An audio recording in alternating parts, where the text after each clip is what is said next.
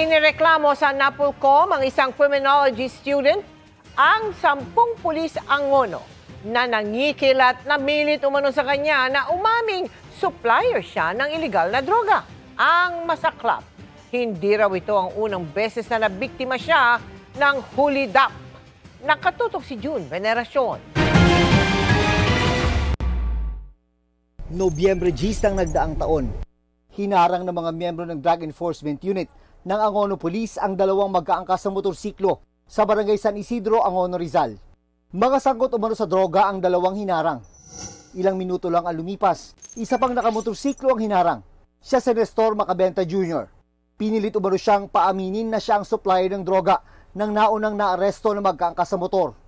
Pinipilit po nila ako na ako raw po yung nagbibigay ng droga. Habang tinatanggi ko po yung paratang nila, paulit-ulit po nila ako tinasaktan. Hanggang sa dumating sa punto na susuputan na po yung ulo ko, kaya napilit pa akong aminin. Kinuha raw ang gintong singsing ni Macabenta at dinala siya sa presinto at hiningan siya ng 50,000 pesos para hindi tuluyang kasuhan ng mga pulis. Nagpadala raw ng pera sa e-wallet ng isang pulis ang kapatid ni Macabenta, pero hindi pa rin siya pinakawalan. Pinicturean po nila yung resibo ng tsaka po nila dinelete, tsaka po pinakita nila sa akin na wala raw po nag-send ng pera. Tapos pinakita rin po nila sa kasama nila sa loob po ng opisina. Oh, walang nag-send ng pera. Wala yung 50 mil hinihingin namin, ikulong na yan. Nakulong si Macabenta pero napalaya rin noong nakaraang buwan matapos ibasura ng piskalya ang reklamong isinampan ng mga pulis. Gusto ko lang po talagang mag-aral kasi ayun po yung pinangako po kay mama na lagi yung sinasabi sa akin bago po siya mamatay na anak.